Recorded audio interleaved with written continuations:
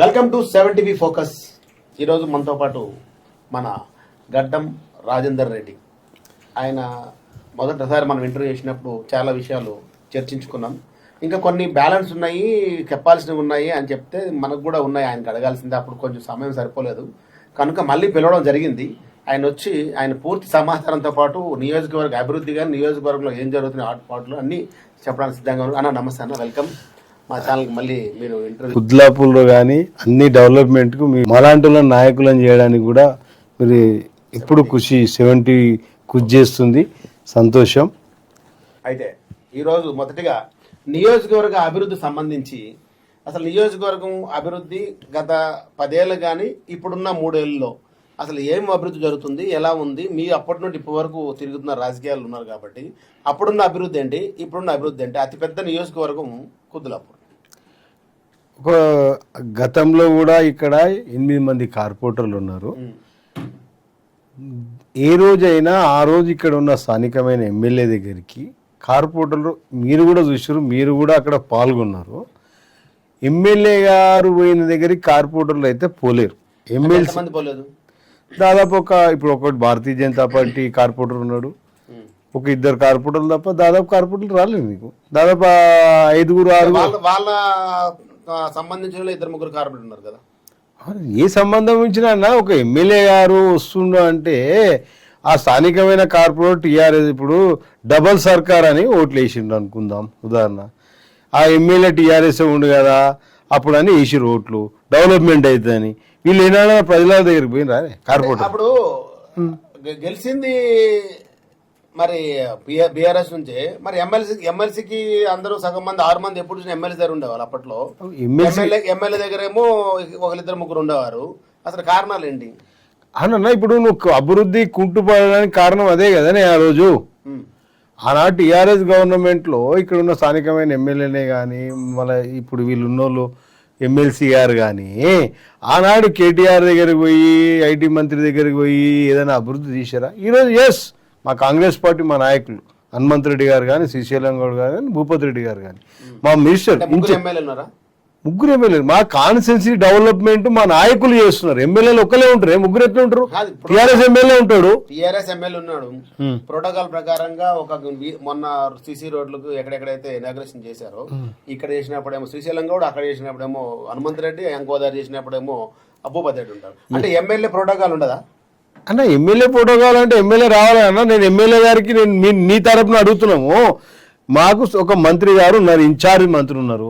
నీ constituency development కావాలంటే శ్రీధర్ బాబు మంత్రి గారు పోవాలి. 500 కోట్లు ఈసారి మాకు హైదరాబాద్లో అన్ని వర్గాల ప్రజలు ఉన్నారు, నా దగ్గర ఇది ఉన్నారు, అభివృద్ధికి పోవాలని మంత్రి గారు ఎవరు పోవాలి? అరే మంత్రి గారు ఎవరు నువ్వు అడుగు. ఇప్పుడు నువ్వు గతంలో టీఆర్ఎస్ నాయకులు ఏం చేశారు? టీడీపీలో గెలిస్తే నువ్వు అభివృద్ధి చేస్తారా అని చెప్పారు. మా కాంగ్రెస్ పార్టీ అట్లా అడగలేదే. పోయారుగా 10 మంది వాళ్ళు వాళ్ళ ఇష్టాలకు వచ్చిరు, వాళ్ళు పోయారు. బాధపడుతున్నారంటే అని నేను అరే అన్న పోచారం శ్రీనివాసరెడ్డి గారు పెద్ద మనిషి, ఆయన చాలా సీనియర్ నాయకుడు, ఆయన అభినందిస్తారు. ఆయన ఓపిక ఉండాలి. రాష్ట్రం వాళ్ళు ఇప్పుడు రాష్ట్రంలో అభివృద్ధి డబ్బుల గురించి ఆయన ఏం చెప్తున్నాడు? కాంట్రాక్టర్ల డబ్బుల గురించి పోయినా, నేను వాళ్ళకి పోయినా, పైసలు ఇవ్వడానికి పోయినా, కాన్స్టిట్యున్సీ అభివృద్ధి గురించి పోయినా అని చెప్తున్నాడే. ఇందిరమ్మ ఇళ్ళల్లో 500 కోట్లు అయినాయి, కొంతమంది నాయకులు చెప్తే పోయినా అని చెప్తుండు. కాన్స్టిట్యున్సీ అభివృద్ధి ఒక్కటి గుర్తుపెట్టుకో, తెలంగాణ రాష్ట్రంలో 119 కాన్స్టిట్యున్సీలో అభివృద్ధి కుట్టు ఏమైనా ఉందా? గతంలో టీఆర్ఎస్ పరిపాలన చేసింది 9.5 సంవత్సరాలు. ఇక్కడ ఒక్క పోలీసు కూడా ఆ ఎమ్మెల్యే చెప్తేనే పనిచేసిండు ఇక్కడ. అప్పుడు ఇప్పుడు కాంగ్రెస్ పార్టీలో ఒక స్వేచ్ఛమైన రాజ్యం ఇచ్చిండు ముఖ్యమంత్రి. ఇక్కడ ఎమ్మెల్యే టీఆర్ఎస్ ఉన్నాడు. మేము 100% అనుకోడు కాదు, నువ్వు ఏ ఆఫీసర్లను అడగండి, మంచి పరిపాలన ఇస్తున్నాం. ముఖ్యమంత్రి గారు ఇక్కడ అన్ని రాష్ట్రాలలో ఉన్నారు. వీగో ఫీలింగ్ ఉండొద్దు హైదరాబాద్ అభివృద్ధి ఆయన ఎజెండా. ఆయన ఎంపీ చేసిండండి. ఆయన ప్రతి కాలనీ తెలుసా అండి, ప్రతి నాయకుడు కుద్లాపూర్ మల్కాజ్గిరి వరకు తెలుసు అంటున్నారు. అరే మళ్ళీ హైదరాబాద్ చుట్టుపక్కల ఆయన నీకు విషయం చెప్పాను, ఉమ్మడి రంగారెడ్డి జిల్లా సిటీ మొత్తం ఆయనకు తెలుసు. అయితే నేను అడిగింది సరే, మనం అభివృద్ధి నుంచి మళ్ళీ పోచారం వరకు వెళ్ళిపోయినా కానీ మన కుద్లాపూర్ సంబంధించి, మేడ్చల్ సంబంధించి ఇప్పుడు కాంగ్రెస్ లో 3 ఎమ్మెల్యే ఉన్నారు, బీఆర్ఎస్ లో 1 ఉన్నారు. ఇప్పుడు ప్రోటోకాల్ ప్రకారంగా అప్పుడు శ్రీశైలం గౌడ్ ఎమ్మెల్యేగా ఉన్నప్పుడు ఎవరైతే సురేష్ రెడ్డి కార్పొరేటర్ ఉన్నప్పుడు ప్రోటోకాల్ ఇవ్వలేదని సురేష్ రెడ్డి కొంచెం గొడవ చేస్తే 60 గజాలు సురారం 60 గజాలు గొడవ చేస్తే కొంచెం గొడవ అయింది. తర్వాత సురేష్ రెడ్డి అంటే వెళ్ళిపోయింది అక్కడ నుంచి. ఇది జరిగినాయి. మరి అదే ప్రోటోకాల్ ఇప్పుడు ఈ ఎమ్మెల్యేకి ఇవ్వట్లేదు. మొన్న కూడా అదే ప్రోటోకాల్ ఎక్కడైతే బీఆర్ఎస్ లో 10 ఏళ్ళు ఉన్నప్పుడు ఆ 5 ఏళ్ళు మొదటి 5 ఏళ్ళు పర్వాలేదు, రెండో 5 ఏళ్ళకి వచ్చేసరికి ఎమ్మెల్సీ ఒక ఎమ్మెల్యే అయిండు, ఎమ్మెల్యే ఒక ఎమ్మెల్యే అయిండు. నేను ఒక విషయం చెప్పానా, మేము పార్లమెంట్ ఎంపీ ఉండే ఇక్కడ, మా ముఖ్యమంత్రి గారు ఇక్కడ. అవును, వీళ్ళు దుర్మార్గమైన ఎన్ని కొబ్బరికాయలు కొట్టారండి, ఆయనకి ఇంటిమేషన్ లేకుండా ఎన్ని కొట్టారండి. కక్ష అని కాదండి, కక్ష అని తప్పది, కక్ష అని కాదు, ఇంటిమేషన్ అయితే ఇవ్వాలి కదా. ఇప్పుడు ఎమ్మెల్యే గారికి అధికారులు పంపిస్తున్నారు ఇనాగ్రేషన్, ఆయన రెస్పాన్స్ అయితే లేదు, మామూలు కొడతారు. అభివృద్ధి చేసి ఇప్పుడు శ్రీధర్ బాబు దగ్గర పోతున్నారు, తీసుకొస్తున్నారు, ఈ కాలనీ వాళ్ళు వస్తున్నారు, హనుమంతుడి దగ్గరకు వస్తున్నారు. ఇన్ఛార్జి ఉంటే ఇన్ఛార్జి మంత్రి ఇవ్వాలి కానీ మీకు అవునన్నా, మేము ఇన్ఛార్జి మంత్రి అయినా మేము ప్రభుత్వం దగ్గర పథకాలు. అవునండి, అప్పుడు మల్లారెడ్డి గారు ఇన్ఛార్జి మంత్రి ఉన్నారు, వీళ్ళందరూ ఉన్నారు, మరి ఎందుకో పని చేసుకోలేరు. ఏం చేసిరే, ఏం చేసిరు మరి నువ్వే చెప్తి కదా. కార్పొరేటర్ లోన్ కూడా పోయి ఈయన ఇంకా రాలేరు కాబట్టి రాష్ట్రంలో కేసీఆర్, రాష్ట్రంలో ఇక్కడ ఉన్న వాళ్ళంతా కేసీఆర్ చూసేసిరు. ఇప్పుడు రాష్ట్రం విడిపోయింది కాబట్టి ఆనాడు కాంగ్రెస్ ఒకటి గుర్తుపెట్టుకో, 2000 తెలుగుదేశం పార్టీ రాష్ట్రం విడిపోయింది. ఆనాడు ఇక్కడ ఉన్న వాళ్ళంతా సెటర్స్, ఏమవుతుందని చెప్పి వివేక్ గారికి ఎమ్మెల్యే గారికి వేసారు. రెండోసారి ఏం చేశారు, కేసీఆర్ ముఖం చూసేసారు. మూడోసారి కూడా కేసీఆర్ ముఖం చూసేసారు. అంటే కేసీఆర్ ముఖం చూస్తే ప్రభుత్వం రాలేదా? అరే విలేజ్ లాలో ఏమైంది, రేవంత్ రెడ్డి గారు పథకాలు మంచిగా ఇస్తాడు, రైతు రుణమాఫీ ఇస్తాడు. రాష్ట్రంలో అత్యధిక మెజారిటీ 86,000 మెజారిటీతో కుద్దులాపూర్ ఎమ్మెల్యే గెలవడం జరిగింది మూడోసారి. కేసీఆర్ ముఖం చూస్తే కేసీఆర్ ప్రభుత్వం రాకుండా కాంగ్రెస్ ప్రభుత్వం వచ్చింది. మరి కేసీఆర్ ముఖం చూసినప్పుడు మొత్తం రావాలి. హైదరాబాద్ చుట్టుపక్కల ఉన్న దాదాపు 19 కాన్స్టిట్యున్సీలు, నాకు తెలిసి 17 కాన్స్టిట్యున్సీలు, దాదాపుగా అన్ని దగ్గర కూడా కాంగ్రెస్ పార్టీకి కూడా మంచిగా 1,00,000 మెజార్టీ దాకా వచ్చినాయి. ఓటర్స్ వేసిర్రు, అనుకున్నంతమైన మూమెంట్ రాలేదు. ప్రజలు కూడా కొద్దిగా ఉన్నారు ఆ టైంలో. సరే, ఇప్పుడు మీరు 3 ఏళ్ళు కాంగ్రెస్ వచ్చింది, మీరు చేసిన నియోజకవర్గంలో అభివృద్ధి చెప్పండి. నేను ఒక అభివృద్ధి ఏంటంటే, నువ్వు ప్రతి బస్సుకి నువ్వు రా, ప్రతి డివిజన్ రా, మా నాయకులం వస్తాం, మేము వస్తాం. ఇందిరమ్మ ఇండ్లు కానీ రేషన్ కార్డులు అన్న ఒక విషయం చెప్తున్నా, 12 సంవత్సరాలు కిరణ్ కుమార్ రెడ్డి గారు ఉన్నప్పుడు ఇచ్చిన రేషన్ కార్డులు రోషయ్య గారు ఇచ్చినప్పుడు ఉన్నాయి, రాజశేఖర రెడ్డి తర్వాత. నేను ఒక కుటుంబం ఏర్పడ్డారు, 12 సంవత్సరాల్లో ఏర్పడతాం. ఒక రేషన్ కార్డు అనేది చాలా గొప్పది ఒక మనిషికి. మీరు బాగా గుర్తుపెట్టుకోండి, ఆనాడు ఎన్టీ రామారావు గారు రేషన్ కార్డు ఇచ్చి బియ్యం ఇస్తే ఆనాడు నుంచి మీ ఉద్దేశం రేషన్ కార్డులు ఇవ్వలేదు అంటారు. ఏది ఇచ్చారండి? ఉత్తమ్ కుమార్ రెడ్డి స్వయంగా చెప్పడం జరిగింది, ఏమని, బీఆర్ఎస్ ప్రభుత్వంలో ఇన్ని రేషన్ కార్డులు ఇవ్వడం జరిగిందని. ఎందుకు దానికి ఎగ్జాంపుల్ ఏంటంటే, మాకు రేషన్ కార్డు కూడా బీఆర్ఎస్ ప్రభుత్వం వచ్చింది. అనుకున్నంత ఫిలప్ ఎందుకు చేయలేకపోయాడు? అంటే నేను ఏమంటా అంటే, ఒకటేనా, అనుకున్నంత ఫిలప్ ఎందుకు చేయలేకపోయాడు? నీకు మిగులు బడ్జెట్ రాష్ట్రం ఇచ్చినాం, మనము ప్రత్యేక తెలంగాణ రాష్ట్రం తెచ్చుకున్నాం, నువ్వు అభివృద్ధి చేయడానికే కదా నేను పబ్లిక్ 2 సార్లు ఎన్నుకున్నారు. అదే నేను ఇంకో విషయం చెప్తున్నా, రైతాంగానికి కానీ ఏ విషయానికి కానీ మనము చేసే పద్ధతి. ఇప్పుడు అన్ని రాష్ట్రాలలో ముఖ్యమంత్రులు ఉంటారు, ఒక రాష్ట్రం కొట్లాడినావు, రాష్ట్రం తెచ్చినావు. సోనియా గాంధీ గారు ఇచ్చింది వాస్తవం అని నువ్వు చెప్పినావు, సోనియా గాంధీ గారు ఇచ్చింది వాస్తవం అంటావు. సోనియా గాంధీ గారు నువ్వు ఒక విధాలుగా చెప్తున్నావు. నువ్వేమంటున్నావు అంటే, ఇప్పుడు నువ్వు ఇంటర్వ్యూ చేస్తున్నావు, నీ వాళ్ళను నువ్వు చైతన్యంగా చేస్తేనే ఇంటర్వ్యూ నడుస్తుంది.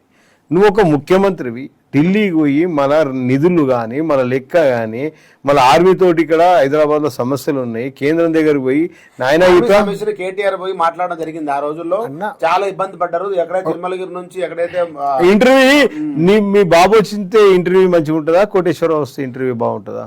ఎవరిదైతే అరే నేను ఏమన్నా ఒక ముఖ్యమంత్రి నేను చెప్పాను, ఒక నేను బరాబర్ చెప్పాను. నేను చెప్పేది నీ సొమ్మేం పోతుంది? ఫామ్ హౌస్ లో కూర్చునే వాళ్ళు ఒక ఢిల్లీ పోయి ఆడ కూర్చొని ఒక మన ప్రధానమంత్రి కలిసి డబ్బులు తీసుకొస్తే ఏమవుతుంది? నిన్ను తెలంగాణ ప్రజలు నువ్వు మంచోని అని నిన్ను అనుకుంటావు. ఒక ఫామ్ హౌస్ ఎందుకు పోతావు? నీ కొడుకు పోవాల్సిన కొడుకు పోయే జాగా కొడుకు పోవాలి, ప్రధానమంత్రి దగ్గర ఫామ్ హౌస్ లో కూర్చొని 10 ఏళ్ళు ఫామ్ హౌస్ లో కూర్చునే సరే ఎక్కడ నీళ్లు గానీ, ఎక్కడ కరెంట్ గానీ, విద్యుత్ గానీ ఎక్కడ ఎందుకో నిన్న పటాన్చేరులో ఏదైతే వైద్య శాఖ మంత్రి ఉన్నాడో దామోదర రాజనరసింహ, వాళ్ళ పటాన్చేరులోనే ఒక హాస్పిటల్లో నిన్న టార్గెట్ వేసుకొని ట్రీట్మెంట్ చేస్తారు. నువ్వు ఇంకో విషయం కూడా చెప్తున్నా, ఇప్పుడు కేసీఆర్ పామ్ ఆయిల్ కాడనే కరెంట్ పోయింది అప్పుడు ఆయన దానికి అప్పుడు ఆయన దాంట్లో పోయింది గవర్నమెంట్ లో.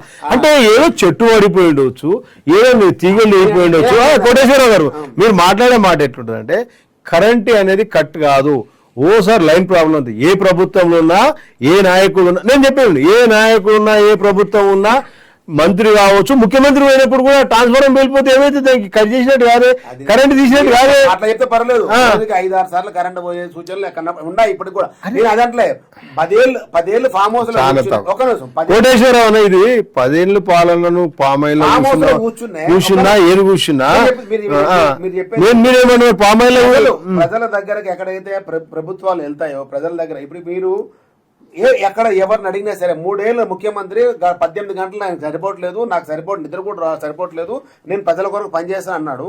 కానీ ఈ 3 ఏళ్లలో చేస్తున్న పని కూడా ప్రజల దగ్గరికి వెళ్ళట్లేదు. ఎందుకు వెళ్ళలేదు? 2 లక్షల రుణమాఫీ ఈ దేశంలో ఇప్పుడు నేను అంటున్నా బీజేపీ భారతీయ జనతా పార్టీ అరే బరాబర్ చేసిండనా 84% అయింది, 84% అయింది. అది చిన్న క్రిటికల్ ప్రాబ్లమ్స్ ఉన్నాయి, అవి కూడా క్లియర్ చేస్తే రాష్ట్ర ప్రభుత్వం ఎందుకు చేయాలండి? ప్రజలు నమ్ముకొని వచ్చారు, రైతాంగం తీసుకొచ్చిన పరిపాలన రైతాంగం చేస్తారు తప్పకుండా. ఇంకో విషయం కూడా చెప్తున్నా మీకు, రైతాంగానికి 500 రూపాయల బోనస్, బ్రహ్మాండమైన బోనస్. రైతు ప్రతి పేదవాడు సన్న బియ్యం ఇక్కడ ఉందండి. ఏ రాష్ట్రం నుంచి చెప్పు నువ్వు? అరే అరే కోటేశ్వరరావు అన్న అందరికి వస్తుంది సన్న బియ్యంలో ఎన్ని నూకలు వస్తుంది? తప్పు మాట రాదు. ఇంకా ఒకప్పటికి ఇప్పుడు మనము 2 సంవత్సరాల తర్వాత అన్న ఇప్పుడు 100% నేను రైతును. ఇప్పుడు ఇచ్చే మీకు ఎన్ని ఎకరాలు ఉంది? రైతు బంధు మీకు ఎన్ని ఎకరాలు ఉంది? మాకు ఉన్న ఒక 70 ఎకరాలు ఉంది. 70 ఎకరాలు రైతు బంధు తీసుకున్నారా మీరు? 70 ఎకరాలు అంటే మేము ఆగురాము డివైడ్ 7 ఎకరాలు రాదా? 70 ఎకరాలు అంటే 10 ఎకరాలు. అవునండి 12 ఎకరాలు. అరే 8 మంది మా బిడ్డలతోటి డివైడ్ ఉండదా? ఎవరు సామాన్యం కాదా పిల్లలు గారా? అందరికి వస్తుంది. రైతు బంధు ఎంత వస్తుంది? 6 ఎకరాలకి ఎంత వస్తుంది? అంత వస్తుంది. 8 మంది 72 6 ఎకరాలు అంటే ఎంత వస్తుంది? 10,000 12,000 ఎంత వస్తుంది? 2 విడతలు ఇస్తుంది. ఎంత? 12,000 2 విడతలు కూడా తీసుకోవడం కరెక్టేనా? అరే ఏం మాట్లాడతావు అన్న, సెంటు భూమి కూడా ఖాళీ లేదు అది, నీలాంటి తీసుకోవడం కరెక్టే అంటావు. అరే ఇప్పుడు మా అన్న భూమి మా అన్న చేసుకోవద్దా? ఇన్కమ్ ట్యాక్స్ ఉంది, కార్లు ఉన్నాయి, నాకుందా ఇన్కమ్ ట్యాక్స్, నాకుంది ఇన్కమ్ ట్యాక్స్. అట్లా ఈ రోజు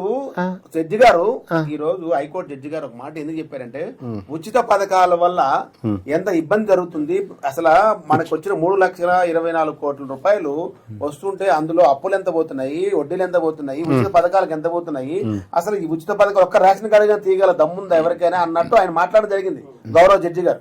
ఎందుకంటే మీలాంటి వాళ్ళు ఎవరైతే పెద్దలు ఉన్నారో, నువ్వే అంటే ఇందాక నాకు రేషన్ కార్డు ఉంది, లోకల్ బియ్యం, నువ్వెందుకు తీసుకున్నావు రేషన్ కార్డు? నువ్వు తీసుకున్నావు, నిన్న అడుగుతున్నా, నువ్వు తీసుకోవద్దు కదా. అరే మరి ఎందుకు తీసుకో? నువ్వు ఒక ప్రొఫెసర్, నువ్వు ఒక పెద్ద పని చేస్తావు, నువ్వు కూడా ఇన్కమ్ ట్యాక్స్ కడతావు, ఓ స్టూడియో పెట్టావు. అరే నువ్వు స్టూడియో పెట్టినావు, నువ్వు కూడా పెద్ద ఇదే కదా, మరి నువ్వు ఎట్లా తీసుకుంటావు? మాకు కిరాయిలు వచ్చే ఇల్లు ఎక్కడ లేవు. 5 లక్షల కిరాయిలు వస్తాయి ఒక్కొక్కరికి, వాళ్ళు పోయి రేషన్ షాపులు రేషన్ తీసుకుంటారు. మాకు కిరాయిలు వచ్చేది ఎక్కడ లేదు, మాకు ఇప్పుడు వరకు సొంత ఇల్లు ఇక్కడ లేదు, పొలం లేదు, పొలం లేదు, ఊర్లో ఒక ఇల్లు ఉంది. ఇంకొకటి మేము కష్టపడి బతుకుతున్నాము. అది ప్రభుత్వం వారు ఇచ్చింది ఏది, సెంట్రల్ గవర్నమెంట్ ఇన్కమ్ ట్యాక్స్ ఏమి ఇచ్చారంటే మినిమం ఇన్కమ్ ట్యాక్స్ ఉంటది 6 లక్షల నుండి 7 లక్షలు, అది ఫ్రీ అన్నమాట.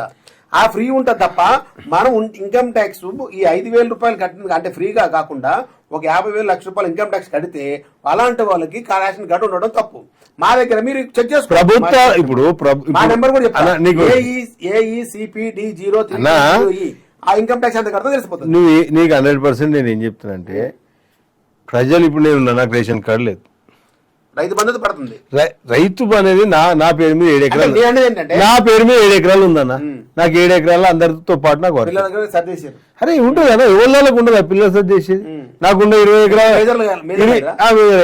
24 ఎకరాలు ఉంది. నాకు 24 ఎకరాలు 3-4 డివైడ్ అయిపోయింది. అందరు డివైడ్ చేశారు. అరే డివైడ్ ఉంటుంది కదా. లాస్ట్ టైం కూడా ఈ వీడియో చెప్పడం జరిగింది ఏంటంటే, ఆ పిల్లల పేరు మీద కూడా చేసుకుంటే రైతు బంధు అంటే నేను ఏమంటాను, రైతు బంధు గురించి చిన్న కారు అన్నా, నీకు రైతు సన్నకారు అన్నా, నీకు విషయం చెప్పాలన్నా, వాళ్ళకి ఎప్పుడో మేము భూములు వాళ్ళ పేరు మీద అయినాయి, పాస్బుక్లు ఎప్పుడో వచ్చినాయి. ఎప్పుడు అప్పటి నుంచి వాళ్ళకు కంపెనీ పేరు మీద చేసినాక వాళ్ళకి అయింది. తర్వాత వాళ్ళకు ఎవరు చేసేసుకుంటారు ఎవరులే కానీ. నేను అనేది ఒక దీంతో సహృదయంతో ప్రభుత్వం వారి డబ్బులు మనకి ఇంత డబ్బులు పడుతున్నాయి కదా, నాకంటే ఇంకా ఇంకా గరీబోళ్ళకి ఎవరికైనా ఉపయోగపడుతుందా అని చెప్పి మీలాంటి వాళ్ళు ఎవరైనా అన్నా ఇప్పుడు మేము రైతులము లేక కష్టపడుతున్నాం, మా దగ్గర కూలీలు దొరుకుతలేరు, పని చేసేటోళ్ళు లేరు. అదే చెప్పారు జడ్జి గారు. నేను చెప్పాను ఒక పామాయిల్ చెట్టుకు 10 రోజుల నుంచి మందు వేయడానికి మనుషులు దొరుకుతలేరు. పనికి ఆరా పథకం అనేది దొరుకుతలేరు. ఇవే సబ్సిడీలు. దేనికి సబ్సిడీలు, ఎవరికి ఉచితాలు అంటే పబ్లిక్ చేస్తలేరు అన్న. పబ్లిక్ ఎందుకు చేస్తలేదు? యూపీ ఉత్తరప్రదేశ్ వాళ్ళు కూడా వచ్చేటోళ్ళు, వాళ్ళు కూడా ఇప్పుడు వస్తలేరు. యూపీ గానీ ఒరిస్సా గానీ బెంగాల్ గానీ వస్తున్నాయి. సరే, ఇప్పుడు పరిస్థితి ఏంటంటే ఇప్పుడున్న పరిస్థితి వాళ్ళకి ఫీజు రియంబర్స్మెంట్ వస్తుంది, పిల్లలకి రేషన్ కార్డు ఉంటుంది, ఆ తర్వాత ఏదైనా చిన్న చిన్న పొలాల అంటే వ్యవసాయం ఉంటే వాళ్ళకి రైతు బంధు వస్తుంది. అంటే ఈ ఉచిత పథకాలు పనికి ఆహార పథకం 150 రోజుల వరకు ఇస్తారు సంవత్సరానికి. ఆ 150 రోజులకి 100 నుండి 170-200 రూపాయలు రోజు కూలి పడుతుంది. అంటే వాళ్ళు ఏం చేస్తున్నారంటే నీ దగ్గరికి వెళ్తే అది చేయరా ఇది చేయరా అంటాడు. ఒకప్పుడు ఆ మాటలు పడేటోళ్ళు ఆయన దగ్గర పోయింది, సాయంత్రం పోగానే పని చేసుకొని వచ్చి ఒక క్వార్టర్ దాకా అనుకుంటారు. కుట్రనే అన్న. ఇప్పుడు కొంతమంది అలవాట్లు కంప్లీట్ గా ఉంటాయి, అట్లానే అనొద్దు. వాళ్ళు ఉన్నకాడే చదువుకున్నా సరే కష్టం చేసుడు ఎందుకు, పోవాలెందుకు, చేయాలెందుకు, ఉన్నకాడే చదువుకుంటారు. చేయకపోవడం వల్ల ఏమవుతుందంటే మనిషికి కూడా షుగర్లు బీపీ ఇంతకుముందు ఎవరికి వచ్చేది కాదు. ఇప్పుడు ఆ కష్టం చేయక ఇంట్లో కూర్చొని మంచం మీద కూర్చొని పడుకోవడం వల్ల షుగర్లు బీపీలు అన్ని వచ్చి అన్ని కారణం ఏంటంటే దానికైతే మనం మాట్లాడలేం కదన్నా. నువ్వు కంపల్సరీ కూలికి రాదు, మీదే పొలం పనికి ఎవరు వస్తలేదు, ఏం చేయాలి? ఏం చేస్తాం, బీడి పెట్టుకుంటాం. కాదు, ప్రభుత్వాలకి ఒక వినతిగా ఒక జడ్జి గారు మాట్లాడడం జరిగింది. ఏమని? నేను కూడా చూసిన వీడియో, చాలా బ్రహ్మాండమైన. రాష్ట్రాల ముఖ్యమంత్రులు గాని అధికారులను తప్పు మాట్లాడలేనా, ఒక ఆఫీసర్ కు 3000 కేసులు అని నేను బాగిన్నా. ఆయన చేసిన తప్పేముంది? ప్రభుత్వం జీతం తీసుకొని పని చేస్తున్నాడు, ప్రభుత్వం గురించి అందరి గురించి పని చేస్తున్నాడు. నేను నిన్న వీడియో విన్నా. అది స్టే కూడా కుద్దులాపూర్ అభివృద్ధి కొరకు అసలు ఇప్పుడు కుద్దులాపూర్ అభివృద్ధి ఒక శంకుస్థాపన చేస్తున్నారు. 100 ఎకరాల్లో బస్ స్టేషన్ తెస్తున్నారు. ప్రపంచంలో చాలా పెద్దది, మన ఇండియా గొప్పతనం ముఖ్యమంత్రి గారిది. అది చేసి అది కంప్లీట్ అయిన తర్వాత ఇప్పుడు చాలా పెద్ద పేరు వస్తుంది. కొబ్బరికాయ కొట్టిన వరకు వస్తారా దాన్ని. ఇంకా కేంద్ర ప్రభుత్వం కూడా దాని మీద వివరణ ఇవ్వడం జరిగింది, దాని ఫండ్స్ కూడా మాట్లాడడం జరిగింది. ఏది కేంద్ర ప్రభుత్వం కూడా మొన్న పార్లమెంట్ లో 100 ఎకరాల్లోన ఒక బస్ స్టేషన్ ప్రారంభిస్తున్నాము మా తెలంగాణలో అని చెప్పడం జరిగింది.